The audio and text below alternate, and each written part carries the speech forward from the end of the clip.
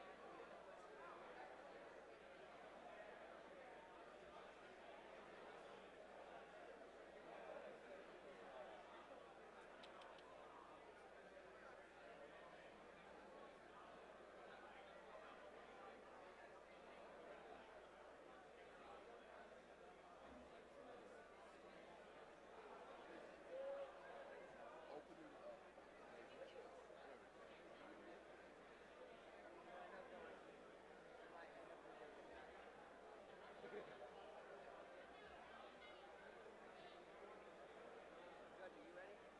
I mean, I know you're a good speaker. Here's my Bluetooth device. Okay. Don't choke. Don't choke. Okay. I'll be all right. If you start choking, just do this and I'll give you Okay, I'll you come behind in. you. All right, you do that. All right. You can take some water in order to Yeah, yeah, yeah, yeah, yeah.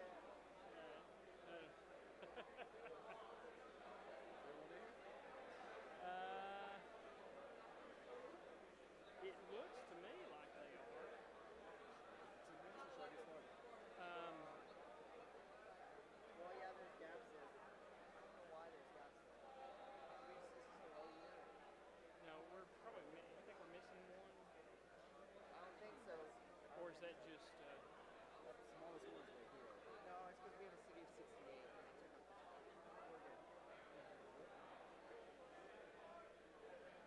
All right, let's count the cities. Though. You can do groups, so you can count 1, 2, 3, 4, 5, 6. Is it 3 o'clock?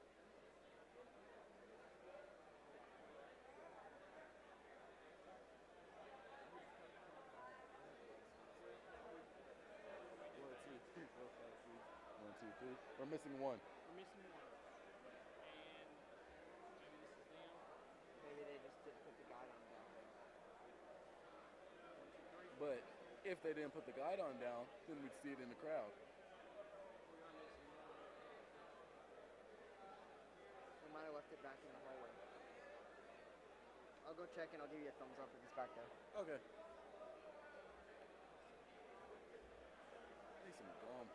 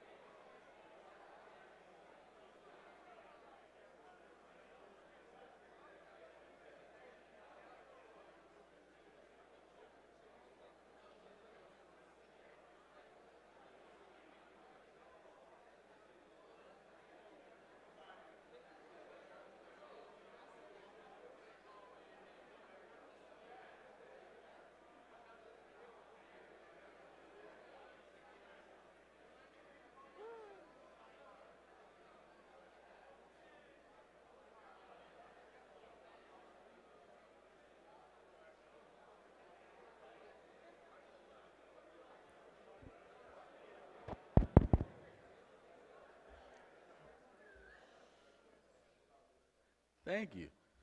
All right. So for now, I have the pleasure of opening up today's address. Today's speaker for this time is a graduate from Tennessee Tech with a degree in criminal justice and received his JD degree from University of Memphis.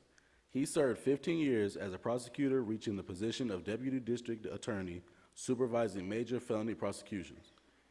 In 2014, Judge McKenzie was elected to the bench. Please welcome criminal court judge Gary McKenzie. All right. Let me see if let me make sure, see if I've got sound here. Can you guys hear me? Or I don't know. No?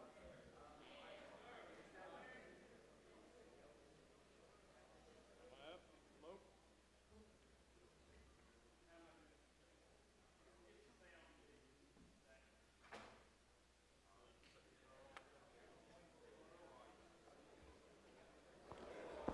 There we go. I think I'm on now. Okay.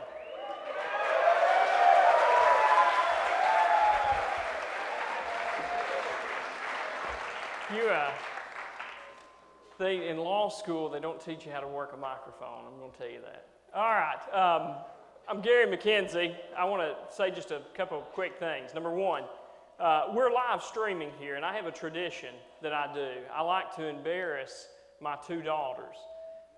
Samantha McKenzie is one of my daughters, and Brooklyn McKenzie, and they're watching right now through live stream. So what I'd like for you to do, if you would, please, on the count of 3, say, "Hi, Sammy and Brooke," for me, okay? It embarrasses them, and every year they ask me not to do it, so I'm going to do it. So on the count of 3, "Hi, Sammy and Brooke." 1, 2, 3. Hi, Sammy and Brooke. All right, excellent. Okay. All right, guys, listen up. Here's what we're going to do. I'm going to talk to you a little bit tonight about leadership and leadership qualities. And if there's something I'm doing wrong on my microphone, let me know. Normally I'm not. Let me know about the feedback. But anyway, so I want to talk to you a little bit about leadership and leadership qualities tonight, okay? And so I'm going to start off.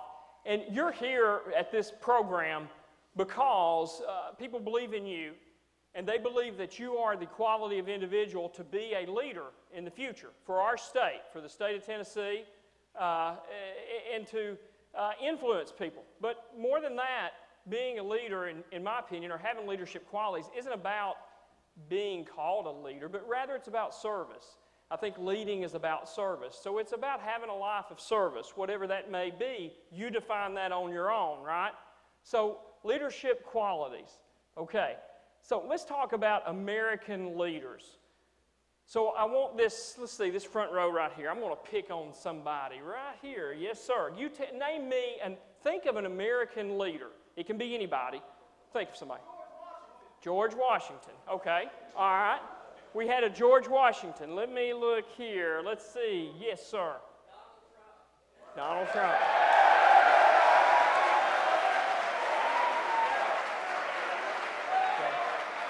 Okay. All right. Okay. Hey, at ease now. Listen, we got to get through this thing. All right. Listen up. Let me have somebody else, okay? Somebody else give me. Second row on the aisle, you. 1, 2. Yes, sir. An American leader. Think of somebody. Who can you name? Thomas Jefferson. Those are all good names. Let me ask. Abraham Lincoln. Abraham Lincoln.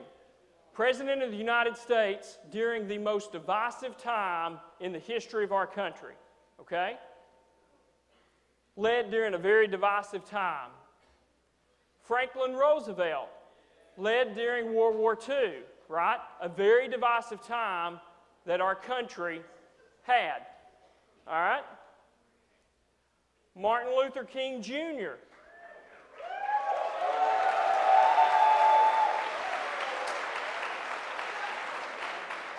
Martin Luther King Jr. led this country in a civil rights movement. Again, in the 60s, a very divisive time in the history of our country. Now, these individuals had certain traits, okay? Lincoln, Roosevelt, King, they had certain things in common, certain leadership qualities in common. And so think about what you think those common leadership qualities they had. Raise your hand, this row over. Yes, sir, right there. Charisma. So those individuals had charisma. Lincoln, great speech, right? Could give a great speech. Great orator. Martin Luther King Jr., definitely charisma. People wanted to follow him, right? Certainly Roosevelt, people wanted to follow him as well. So that's definitely. What about good character? Very respectful, good character. When you think about those individuals, you think about things like they had good character, respectful, good communicator. It's what you're talking about, right? charisma, being able to communicate, being able to talk to individuals. When they were talking, did they project confidence? Anybody that's seen Martin Luther King speak, you can feel how confident he is when he's speaking to individuals when he gives a speech. And the same for the other individuals. But more importantly, they made right decisions regardless of what the popular opinion was. To me, that is a quality that maybe sometimes we don't pay attention to. And that is making the right decision regardless of how popular it is. It is very easy to make the right decision when the majority of people want you to do that. The difficulty is making the decision when the minority of people are for you, but the vast majority is not. Those individuals that I just named, they made decisions regardless of how popular. Did you know? However, did you know? Martin Luther King Jr., Abraham Lincoln, they both suffered from and battled depression.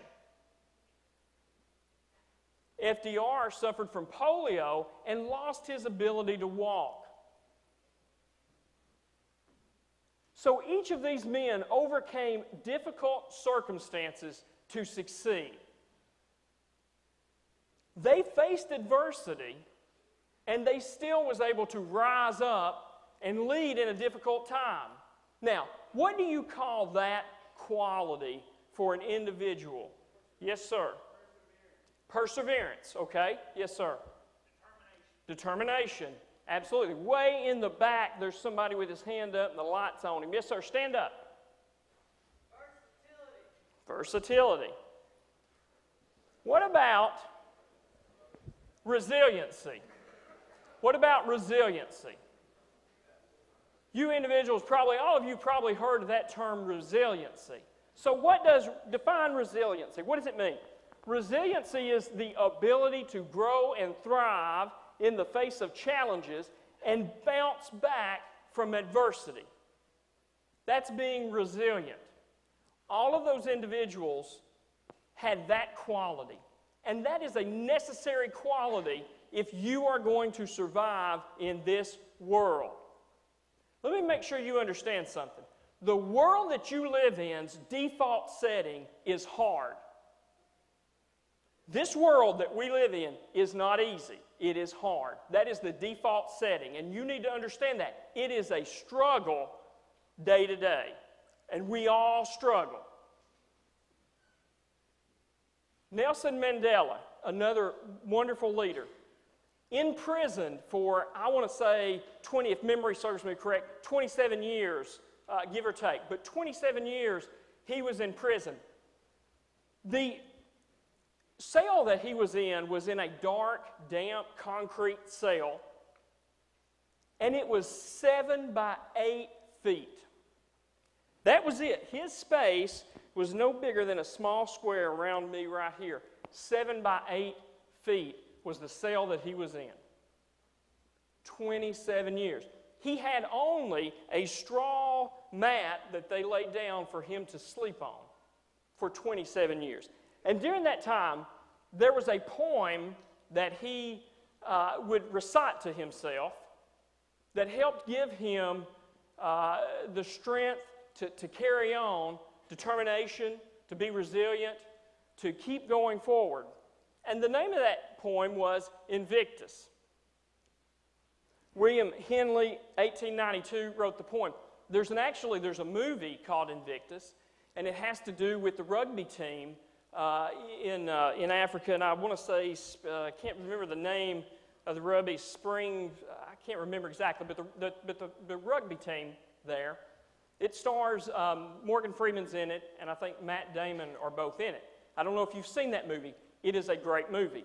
And it's called Invictus because at some point during the movie, Nelson Mandela gives the poem to one of the leaders of the rugby team, and so that is the reason for the title of it.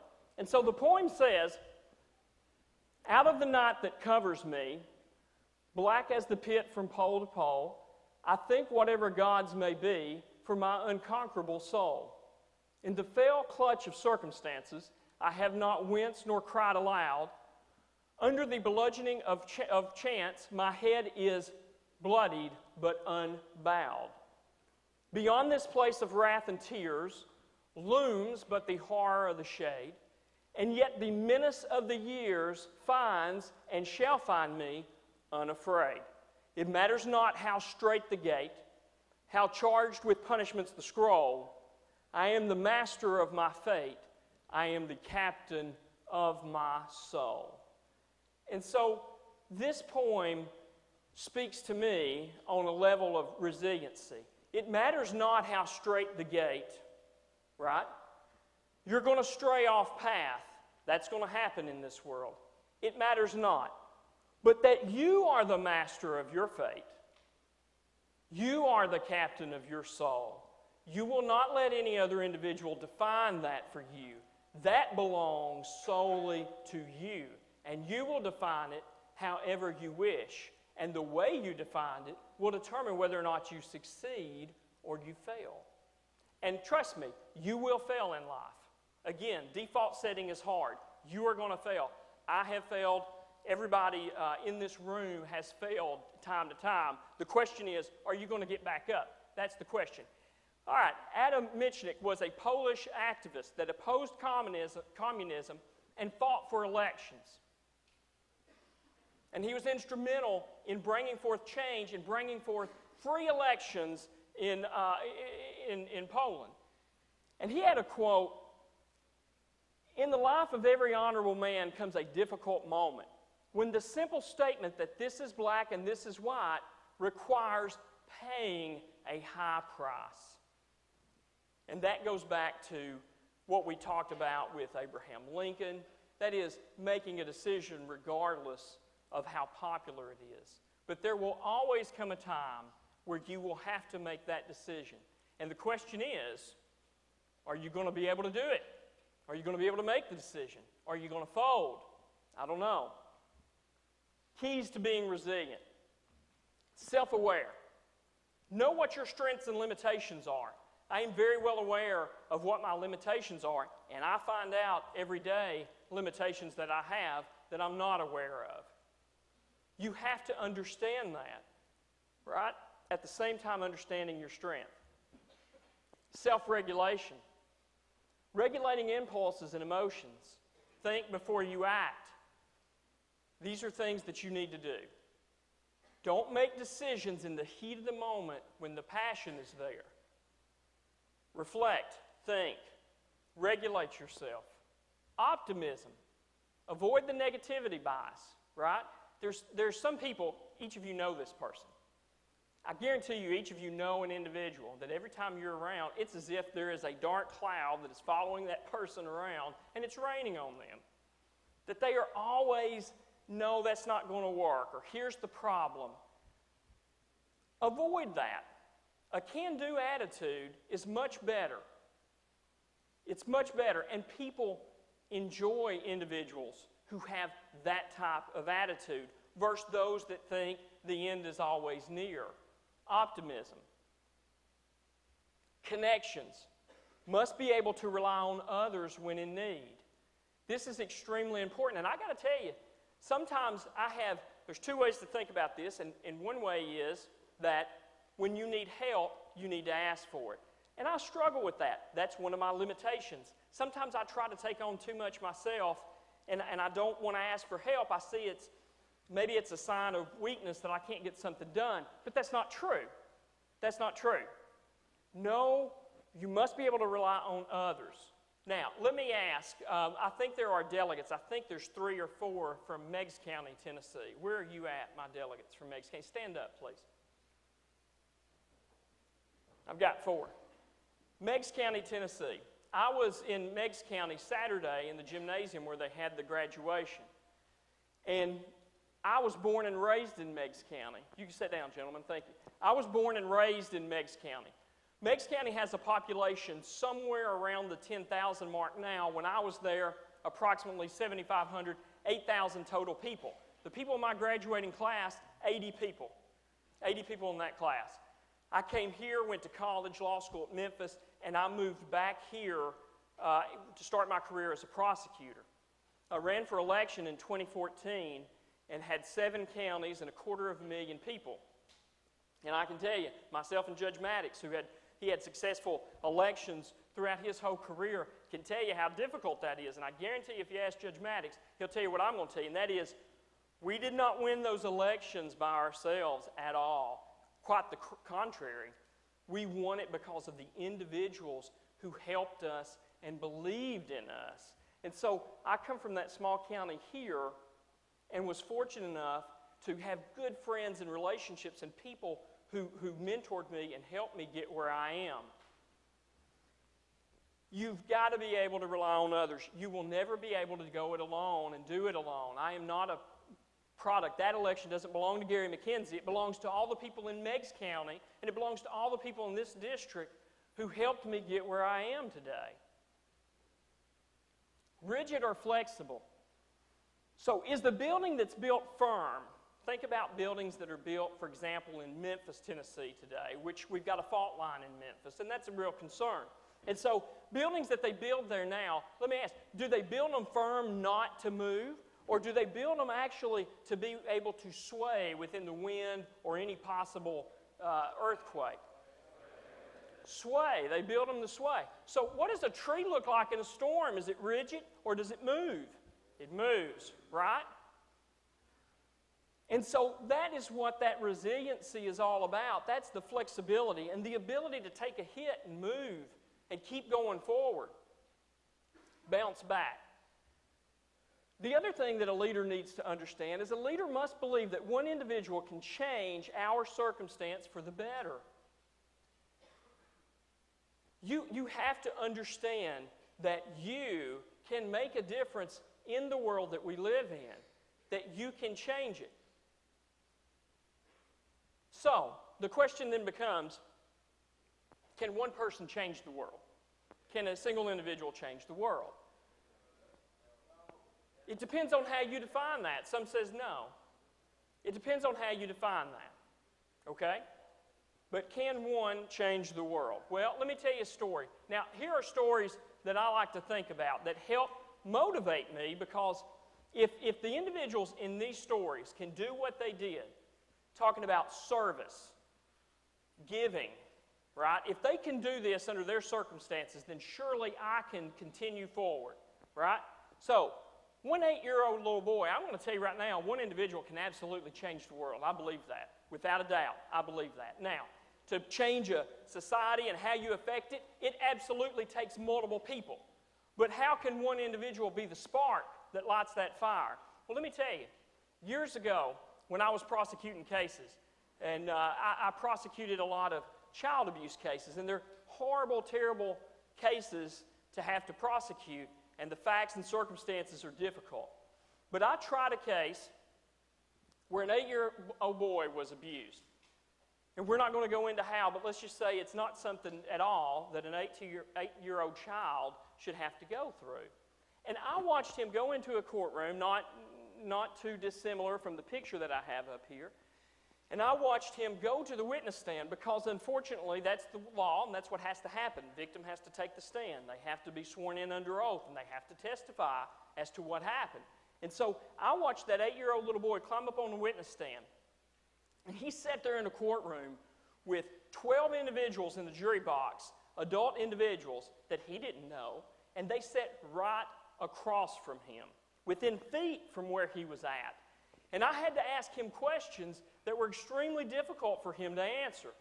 And so he had to summon up the courage to point to the man that had been the source of so much pain in his life and will continue to be the source of pain. In the same room, he has to point to this man, and he has to describe to the jury what happened. And I watched him summon up the courage to do that. And the end result of that trial was the jury convicted the man. And at the end, when he was finally sentenced, I can tell you, he's not getting out, and he shouldn't. Now, if that 8-year-old little boy doesn't testify at that case or at that trial, then I'm unable to prosecute him. The judge is unable to sentence him. The jury is unable to convict him. And if that happens, that individual goes back out into the world. Now, I'm going to tell you one thing. One thing I'm pretty sure of is that that individual would have continued doing what he had done to that child. But because of that 8-year-old little boy, there are countless number of victims who will not have to be victimized. That 8-year-old child changed the course of history and the lives of those individuals that would have came into contact with him and possibly been victims. So, did that 8-year-old child change this world we live in? You bet he did. He absolutely changed it. A single moment in time can have a lasting impact. Captain Billy Burke. Some of you may have heard this story, but it's something that this was an amazing individual, and I wish I'd had a chance to know him. He was 46 years old, and he was with Engine 21 in New York in 9/11 whenever the towers were struck. Now, Captain Burke was in the North Tower. And the North Tower, and I believe the facts are, the North Tower actually was struck first and the South Tower second. I think I'm right about that. But in any event, the South Tower fell first. So he is in the North Tower, and he is up high, and he is with the rest of the men in his ladder, and he's the captain. He's the one in charge. And they're on a floor full of individuals who are citizens, who are up there, workers, and they're injured, and they're unable to get down. And he absolutely knew that his men would stay with him until the very end. And so he's in the North Tower, and they actually witnessed the South Tower fall. And they know, Captain Burke completely understands that when that tower fell, it is just a matter of time before the one that he is in falls. He absolutely knows that. In fact, as the South Tower falls, the North Tower begins to rock back and forth because of all the energy that's released from the South Tower as it collapses. He orders his men, gives them a direct order to vacate, and that he will stay behind with those citizens. And he'll stay behind with those victims. And he orders them down and tells them, you can come back up with more, come back up with help later. I'm going to stay here with them. That is an order. And they are good soldiers, good firemen. They follow orders. That's what you do. They don't want to, but they leave. So they leave him there. He stays behind. Specifically, there was a civilian in a wheelchair that they knew they weren't going to be able to get down, and he's not going to leave that individual. So in his last phone call, his girlfriend, one of his friends, female friends that he has, calls him up on the cell phone. There's still cell service, and she gets through with him, and she asks him, she says, get out. You need to get out. These towers are going to fall. I've witnessed it. Get out. Leave. And his last words to her is, this is what I do. This is what I do. And he stays behind. And we know what happens. The tower falls and he dies. Staying behind so that the men that he was in charge of could leave. That's a leader. That is a leader. That is an individual who serves. That's what being a leader is. It's serving people. It's not being in control of them, it's serving them. And he served them well. His name appears on the 9/11 memorial in New York. My children went to New York recently, and I was unable to go. And they went there and took this photograph for me. And they also, these are my two daughters. It's an older pic. They're a little older now. But anyway, they scratched off the name, and they brought that home to me, and that hangs up in my house. So let's go to January 13th, 1982. January 3rd, I remember this. I remember watching this. Air Florida flight takes off, Flight 90 takes off from Washington National. Seconds later, the plane, it had some issues with icing on the wings. It wasn't de-iced. whatever it may have been. It was an icing issue, and the plane doesn't get lift, and so it's unable to take off, and it's unable to clear the bridge. So after it takes off, it crashes into the 14th Street Bridge, and it lands in the icy Potomac River, and only 6 passengers survive and were actually in that icy river at the time that happened. So 6 individuals somehow find their way through that wreckage as the plane crashes, and they emerge from the water, and they're still alive. But the water is freezing cold, as you can imagine. How long are they going to last? Not long, right? Not long. That's a photograph of the rescue efforts that were going on. And so one survivor was a 46-year-old man, Arlen Williams, Jr. And so the helicopters were coming out, and each time that the lifeline that you see in that photograph, each time that lifeline was dropped to him, he passed it to another survivor. This is a picture of it. And so when the helicopter finally returned for him, he was not there. But they were able to get the 5 other individuals out, and he assisted as he was in that water. Most surely he knew that his time was running out. And he chose to pass that rope, that lifeline. And now the 14th Street Bridge is now Arlen D. Williams Jr.'s Memorial Bridge. And so those 2 men and all of the individuals that they saved, those 5 passengers in that icy water, have now went on with their lives. Some have children, some have careers, some have grandchildren now. And the point is, this world is forever changed because of what he did. Most certainly his story inspires individuals. His story told to you tonight inspires you to be better. And it changes the world we live in, and so does Captain Burke's. And that is the story of the starfish, is one of my favorite stories. And it's not mine. I can't claim any ownership of it. It's something that's been told many, many times. Some of you may have already heard the story, and I like to tell it to all the delegates that come in because I think it's important. For those of you that say one individual can't change the world, you need to think about this. Certainly, it does take many. It does take, as we said, connections, a group of people. But how does that begin? How does one individual be the spark that lights that fire, that changes society? And so the story of the starfish goes like this. There's a little girl on the beach. And on this beach, there are thousands of starfish, for whatever the reason may be, have washed up onto the shore. And there's a gentleman that happens to be on vacation, and he's out doing his morning run, and he's running down that beach. And he comes upon this little girl, and this little girl is picking up these starfish. And she's throwing them one at a time. And as she throws one, it washes back up. But she picks it up and she throws it again. It finally stays out there, and she picks up another one, and she throws it again as far as she can. But with each one she throws, 10 are washing up on the shore. And as the gentleman passes, he asks her, he says, "What are you doing? It doesn't matter. It's hopeless.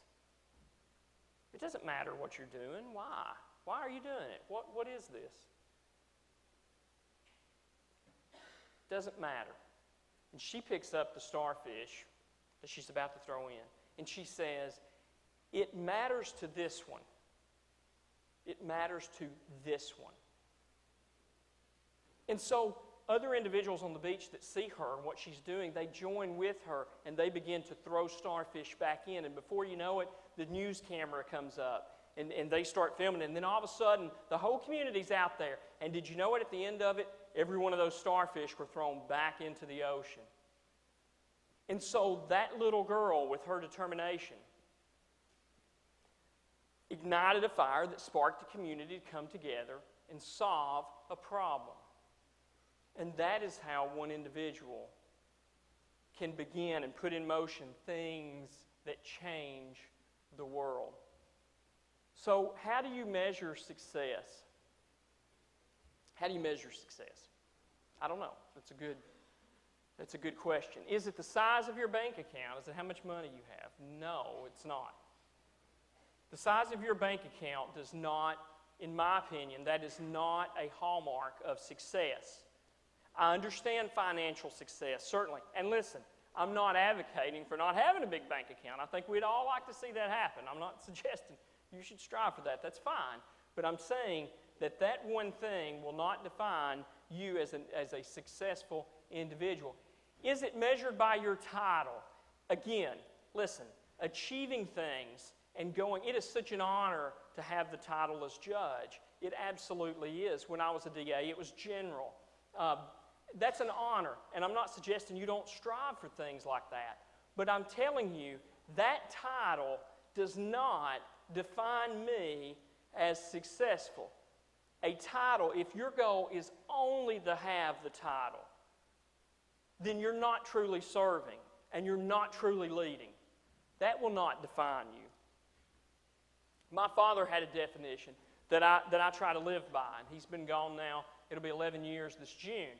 And so his definition of success that he would tell me was, he was a land surveyor from Meigs County, Tennessee. And he, land surveyor like his father before him, I was the one that said, you know, I'd rather be a lawyer. Sometimes I wonder if that was a good decision or not. But anyway, he was a land surveyor. And he said, you know, I think a definition of success is when your time comes to an end, how many people have you affected in a positive way in your life? That's going to be the measure by which, whether you've succeeded in this world or not, is how many people can you affect positively. That is a good measuring stick for success, and one that I try to live by. Most changes come from hard work and preparation. Now, you need to understand something. That hard work and preparation is a necessary ingredient if you want to succeed in this world. Leaders do prepare and they work hard. It's not just about picking up a sign and protest. Now, I am not suggesting that that's not a good thing, but let me explain something to you. If all you want to do is pick up a sign and go out there and protest to save whatever it is that you may be wanting to save or to advocate against this or for this or whatever, and the only thing you do is pick up the sign and that cause lives and dies on that day that you protest with you, and you don't do a single thing about it in the future, that is not how you lead, and that is not how you change the world. There is a, and I can't recall his name, but there was a story. There's a 19-year-old boy, and out in the ocean, some of you may have heard this, but out in the ocean, there is, because of the currents, there is a heap of plastic that is the size of Texas. You've probably read about this. And so there was this 19-year-old kid. He's 19, I think, today, but he was actually younger. Brilliant kid. Now, he didn't pick up a sign and go out there and protest for the environment. I'm not suggesting you should or shouldn't do that. That's up to you. That's a decision you make. But that's not what he did. What he did is he identified what that problem was, and he studied. And he sat down and he said, how can I change this situation? And he was a brilliant kid. He came up with a system that would collect, driven by the currents themselves, that would actually collect all of this garbage and could reduce the size of this in half in 5 years. He didn't just wear a t-shirt and protest. He got serious about it, and he dedicated himself to making a difference. That is what you do. That is how you take on and tackle a problem. Educate yourself, dedicate yourself.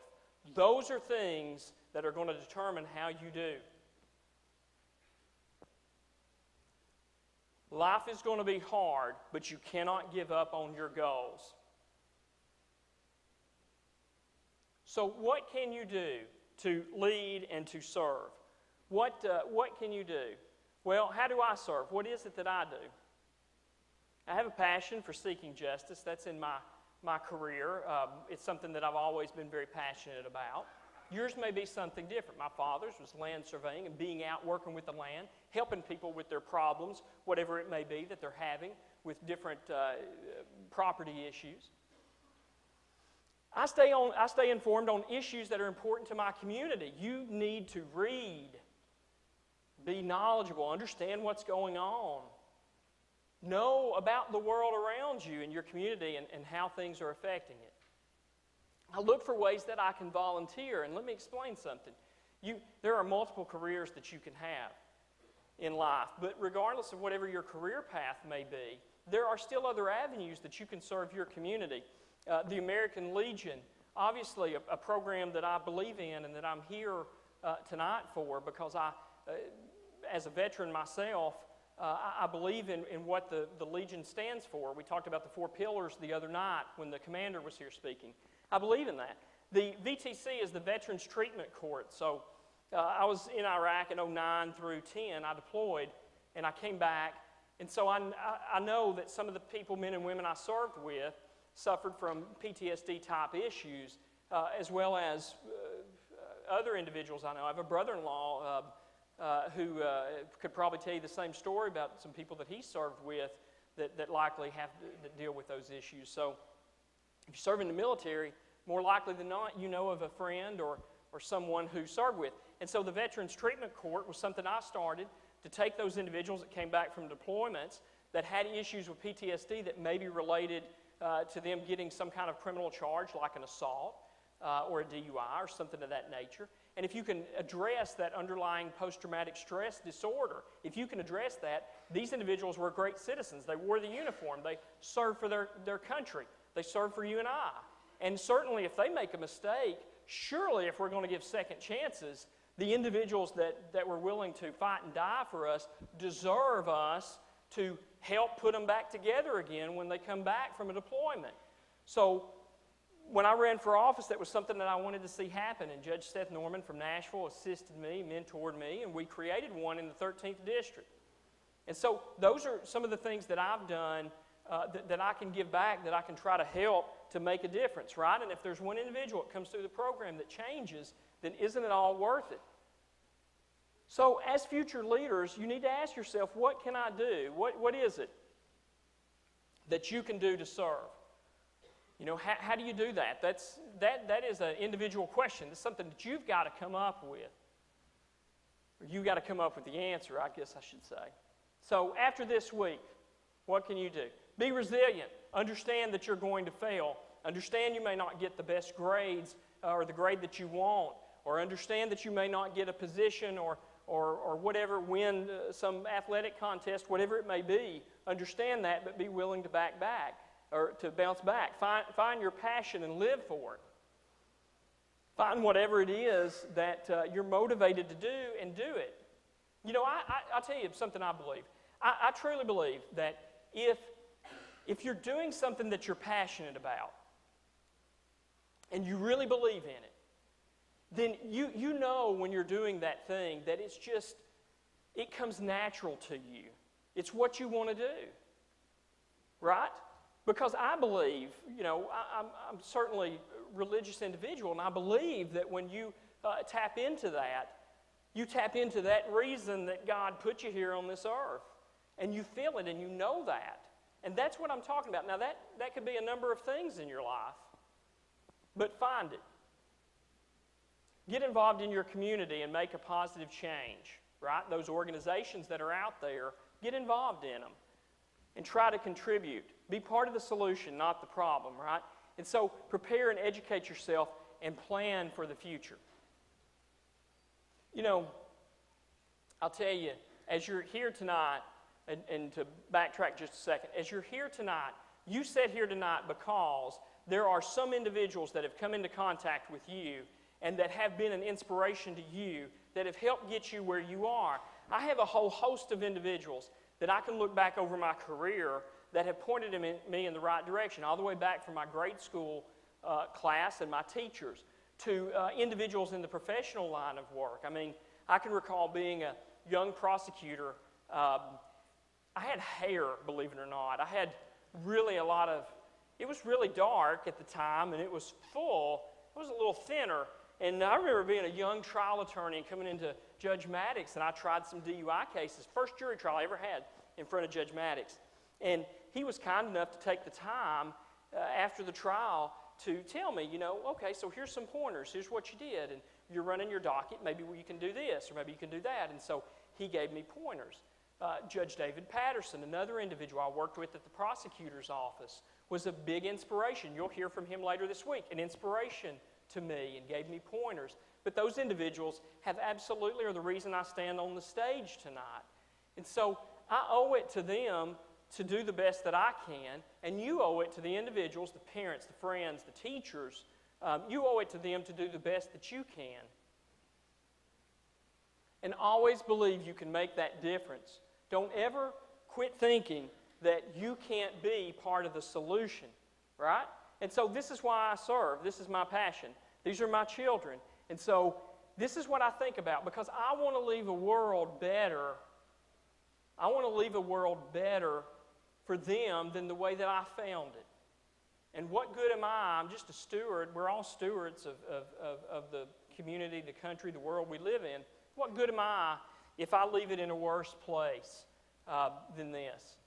And so this is my contact, and we're going to open it up to questions, and I try to leave a lot of room here for question and answer. But so this is my contact information, and that's my email address, okay? And that's my office number there, and you can find me on the internet, wherever it may be, but you can find all this information. But please, if you would, I've had many delegates in the future have emailed me back and said, hey, I got a question about this, or what do you think about that, or, in any way that I can help them. I always try to stay in touch with them and help. Sometimes I can, sometimes I can't. But take this down, remember it. And if there's anything that I can assist you with, and I'll bet you anybody else that's here that you meet, part of the staff, speakers, would do the same. So keep that in mind, and please reach out to me. Now, what I thought we'd do is I thought we would open it up to some question and answer. And it's not just about what I've presented. You can ask me questions. I serve in the judicial branch of government. You certainly can ask me questions about that. And I know a lot of times I think we have microphones, if we got our microphones ready. And so if I'll ask Nathan, if you want to help me out, if you guys want to get the microphones and go down there, what we'll do is we'll do 2 lines here, and I'll take some quick questions. I think I've got somewhere around 15, 20 minutes worth of questions, and then we'll push up out of here. So let's orderly and keep it down. Let's make 2 lines and come down here, and we'll have our microphones waiting, and we'll go one at a time. So if you want to ask a question, come forward.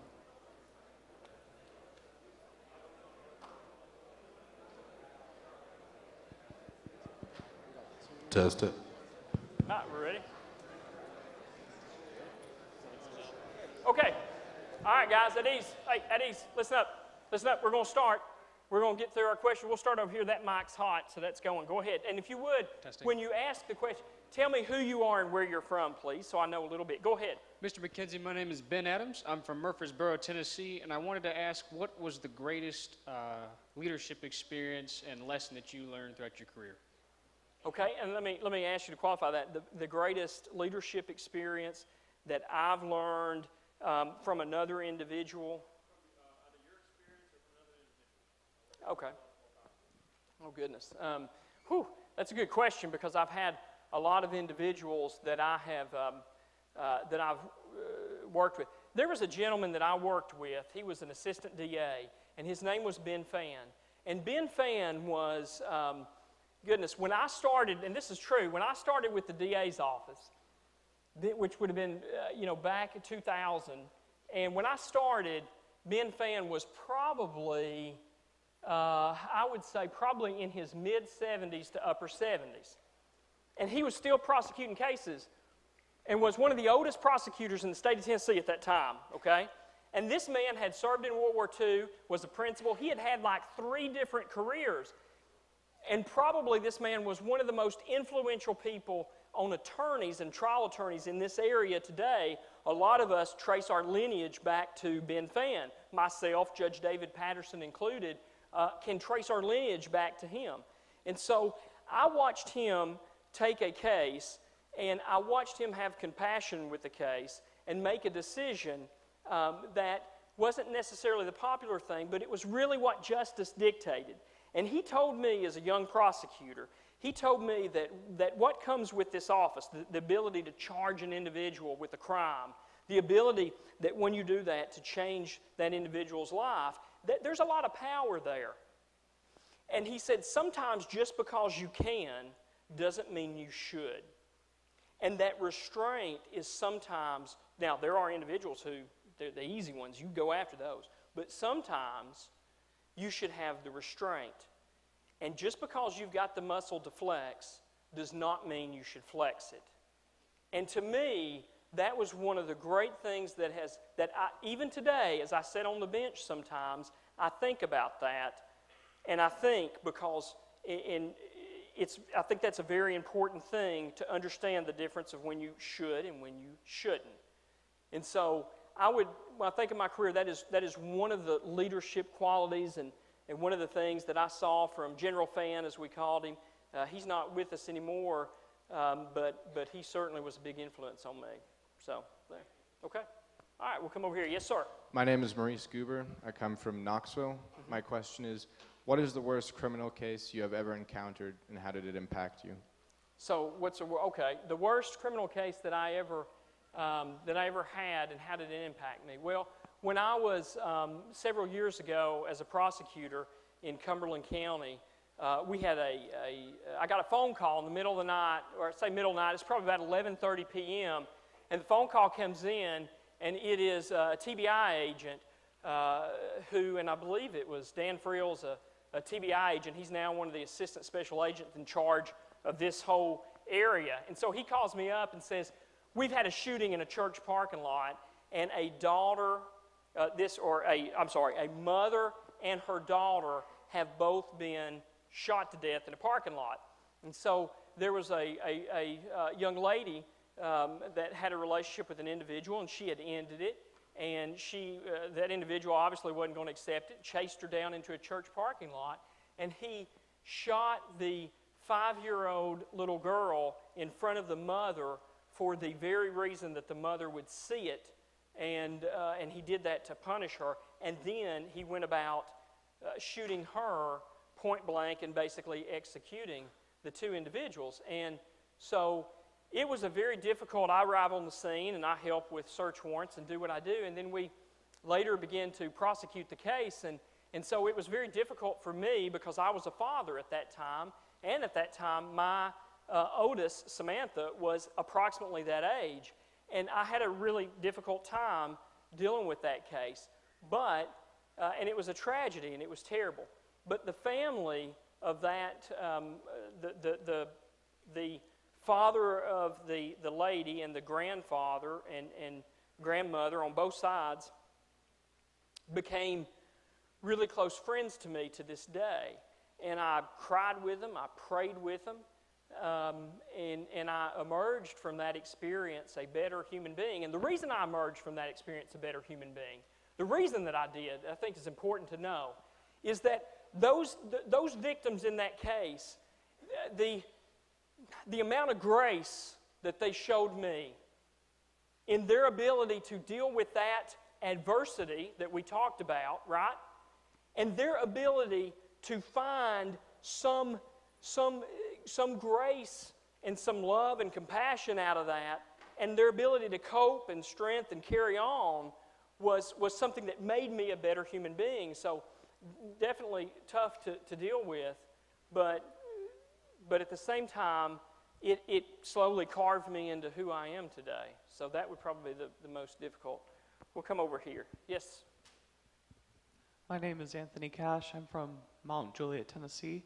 I was wondering what affected you to choose to go into law, and what advice you would give to someone considering going into law. Okay. So the question, what affected me and made me want to go into the law? Well, I think that a number of things. I had a cousin that went into the legal field when I was younger, and I watched him do that, was fascinated with it. And I come from some of my extended family were in the Tennessee Highway Patrol and some law enforcement individuals, some in the FBI. And so all of those things gave me an interest in it.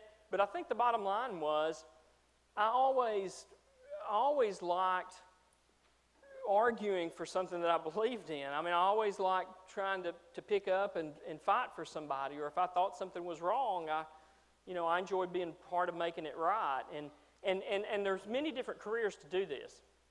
But in the legal career, I mean, you really get that opportunity to change things and make that difference. And so that's the reason I did. Now, the advice I'd give you is, study, right? I mean, whatever that may be. And you go into college, you can major in history, criminal justice, you can major in pre-law, business, whatever it may be, I don't know, but do well in those studies and get ready and prepare yourself to go into law school. But the other thing I'd tell you is this: if you're going to go that direction, you can't make a mistake, right? I mean, you guys are at an age right now that the decisions you make, honest to goodness, the decisions you make can change the course of your life. You know, there's something about being 17 and 18 years old, 16, 17, and 18, that you believe that maybe, you're invincible, or that you aren't going to get in trouble, or whatever it may be. And the decisions you make right now have a lasting consequence. So that would be something I would be very careful and study and make good decisions, okay? All right, thank you. Yes? Hi, my name is Garrett Laney. I'm from Brentwood. Okay. My question is, in relation to legal proceedings and the debate that happens between both sides, how would you rank the relative weights or importance of the evidence and the facts against more emotional appeal? Well, okay, so, how is it the emotion of something versus weight and evidence? Well, weight and evidence is the most important thing. I mean, the one thing that they teach you about being a judge is you have to, and it's very difficult to do, but you have to unplug your emotions and you have to make decisions based on what the law is and what the evidence is. And sometimes those decisions aren't very clear, and the attorneys can do a very good job of arguing and persuading you on which side that you should go with. But every decision I make in the courtroom is going to be based on the law and the evidence. And so Justice Scalia, one of the Supreme Court justices, had a quote, and one of his quotes I really thought was really good and I really liked. It said that if you're a judge and you like the results of every ruling you make, you're probably doing it wrong. And he's right. He's absolutely right, because I have made decisions that, I didn't like. But, I swore an oath to do what I was elected to do, and that's what I do. So thank you. Good question. Yes? Hi, my name is Carson Vaughn. I'm from right here in Cookeville, Tennessee. And my question was, it goes a little bit of what he was saying, but how would you, in a case that maybe the decision you have to make is upholding the law, but it might not uphold your personal standards, how do you balance that, and how do you deal with being that minority group versus Sure. the So, so your question is, what's it like to make a decision that personally you might not agree with the results of that, and you also understand that decision is not going to be something that is popular, right? And how is it that you go about doing that? And so how do you reconcile that with your personal opinions on things? And that's a good question. You guys ask really good questions too.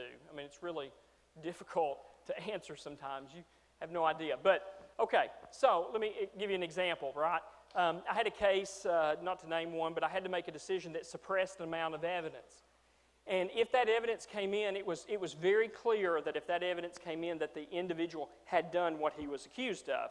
And this is an old case, and it's over with now. And so I had to make a decision, and there was a violation of that individual's Fourth Amendment rights, which your Fourth Amendment rights is your right to be secure in your persons and your places and your home, for example, which is what this was on. And so certainly the individual and the crime he was committed of, I am absolutely against. I'm absolutely for individuals being punished for what he did. But I had to make a decision that took that evidence and it threw that evidence out. And I prosecuted cases. I was a prosecutor. So, certainly come from a law enforcement type background, I guess. But I did that, and the reason I did that is because I believe in the Constitution and the rule of law. And so if I make a decision that is contrary to what the Fourth Amendment is, and it's contrary to what that document says, right, then what good am I?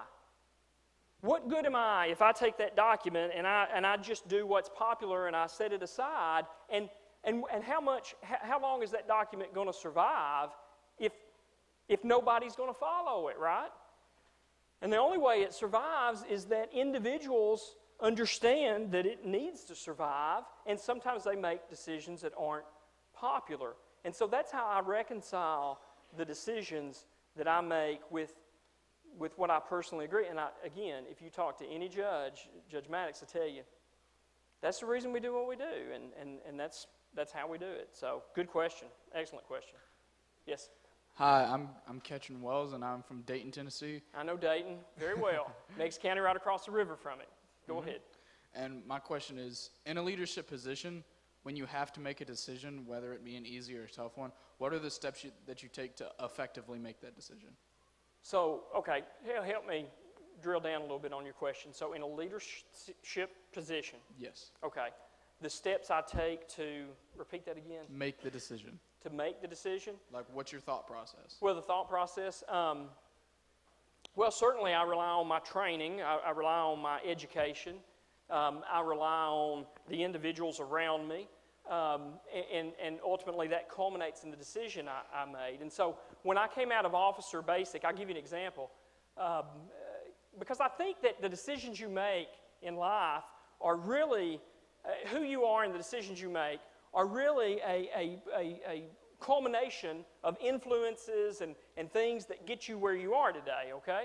I believe that. And so I come out of Officer Basic, and I remember I was a butter bar is what we call it, and a lieutenant, and I come out, and with that rank comes a lot of responsibility and some, and some authority with it. And so there was this older sergeant, right, an NCO as they call it, non-commissioned officer, and he was a sergeant, and he pulled me aside whenever I got to my unit, and he said, now look, let me explain something to you. You've got that rank right there, okay? You do. But don't let that rank go to your head, and don't let that rank make you think that you have all the answers. What you need to understand is you need to surround yourself with individuals that have more experience, knowledge, been there, done that, and you need to listen to those people, those NCOs, those individuals that have been there and done that, right? And you need to listen to them and draw from them and make the best decision that you can. And if you do that, you'll be successful. And I did that. And, I think that's important. You're not an island to yourself.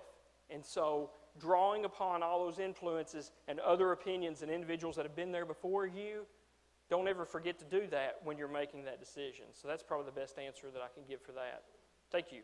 All right, we got maybe time for, I'm not sure what our exact time is, but we're getting close maybe for one more. Yes? I'm Dylan Fain. I'm from Sweetwater, Tennessee. And I was wondering, after hearing what your, hardest case was and, after your years as a prosecutor and in the military and as a judge, how have you personally, stayed determined through everything, through all the hard decisions? Because I know that, some of those decisions will have a lasting toll on you personally, whether you prosecute them or whether you have to sentence them. How have you personally adapted and put that into effect? Okay, well, so how is it that I stay determined to do what I do? And I think that goes back to having that passion in what you do and what you believe in. I have a passion in the law, and so I see that I can still make a difference in the community, and I see that I still have the ability to do that. And when that day comes that I don't, or if the day comes maybe that I still can make a difference, but there's going to be a day where I'm going to be done with this job, right? And I'm going to want to go to the house and be on the back deck, and that day's going to come soon. But I just know that I still have things to do, and I still want to continue to do that. And then the other thing is I take what I do and I kind of compartmentalize it. You got to have balance in the life that you live, and so you need to balance those two things. And so sometimes the job and the work and the career and what you see and do can get to you. And so you take a little time and you go and you be with your family and the loved ones and you spend time with them, and it sort of all balances out. And so that's sort of the process that I go through to keep, headed in the direction that I'm headed in. But that's a good question. I think maybe one more. Yes, sir. Smyrna, Tennessee. I don't know if the mic's working, but go ahead. Yep. Okay, go ahead. Cool. And I was wondering, how did you go about finding out your passion, like finding out what it was? That I wanted to do. I like the law. As I talked about earlier, I like the law. And then I noticed when I got into school, there were certain subjects that I just tended to do better in, or felt like it really wasn't work to study. I wanted to read it, right? Or I wanted to do it. It was something that I enjoyed doing. And so I think that's really the keys to finding out what it is you want to do. What do you want to do? Everybody's different. Everybody's got a different, their likes or whatever. And so, figuring out what that is and what is it that when you're doing it you feel alive, you feel good. And I think that's kind of what helped me figure out the direction that I wanted to take and end up where I am right now. So, thank you. Good. We got two more. Let's get this one right here. Yes, sir. My name's Justin Humphrey, and I'm from Kingston, Tennessee. Okay. No Kingston. I was curious how you, trying to figure out how to phrase this, how you keep your morals and religion different from doing your job, or how you would make that affect your ruling. Okay. So how do your morals and your religion? How does that affect your ruling? Well, certainly an individual's faith and beliefs and religion is certainly something that you draw upon. That sort of makes you who you are. And so I don't know that there's ever going to be a time that you completely divorce yourself from those types of things, right? And I don't know that you necessarily want that to happen. But at the same time, I don't, there is a division there. We do. We have that division in our country between church and state. And so although I tap on that and I draw into that, I still have to uphold what the law is. Listen, we elect people, right? Let me just say this. We elect individuals to go write the law, okay? And if you don't agree with the laws that they write, then what do? You go find a candidate that you want to win to write the laws that you agree with. That's the deal that we make in this democracy. That is the understanding that we have. And that's the contract that you get into when you're in this country. And that is, we elect them, and then they write the laws, and as long as it's okay with the Constitution, then it becomes the law of the land. And if you don't like what those individuals, the laws they've written, then go change it. Don't just pick up a sign, but go out, knock on doors, right? Get involved. That's the way it works, okay? And so I keep that in mind in the decisions that I make. And I think you should too. And I'm going to tell you something. If you don't vote, you can't complain, right? So that's what I do. One more, I think the last, a good closing one. Okay. Okay, great. I'm a little scared at this, but yes, go ahead. From Jamestown, Tennessee. Okay. And my question was, if there's one thing that you want us to take home with us this evening, what would it be and why? Okay, one thing. If there's one thing that I want you to take home this evening, and why? Okay. So, I guess what I want you to understand and I want you to know is that it does not matter what your circumstances are. It does not matter whether you come from a poor family or you come from a wealthy family. That it doesn't matter if you dedicate yourself and you work hard at whatever it is that you want to do, that you can achieve whatever that goal is. But that does not mean that it's going to be easy. You need to understand, and your generation needs to understand, that this world is difficult and it does not owe you a single favor. This world does not owe you one thing, and it is going to be unfair at times. This world will always be unfair. It's been unfair to me at times. It's been unfair to other members of my family. You're going to experience loss in this world, right? You're going to experience these things. And you got two options whenever you experience that. And this is what I want you to take home. You got two options, right? you can fold and you can quit and you can be a victim the rest of your life. You can do that. And you can blame it on the system. You can blame it on some hierarchy in the system that's been created that keeps you out of it. You can do that if you want. You can blame it on, whatever you want to blame it on, right? And see how that helps. See what happens to you if you do that. And see how successful you are. Or your other option is you can pick yourself up when life is unfair, and you can keep going forward and not be deterred by that. And if you will do that, if you will do that thing right there and go forward and not be a victim and not complain about the world being hard, if you'll do that, then you will be a leader and you'll reach whatever that goal is. But your generation needs to do it. Let me tell you something. We need you now more than ever. We need you now more than ever. This generation is going to have to rise up. Don't play the victim. You know? Change the world. Okay?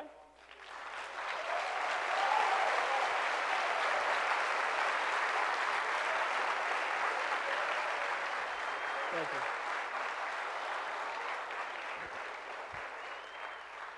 Here, one last thing. Yes?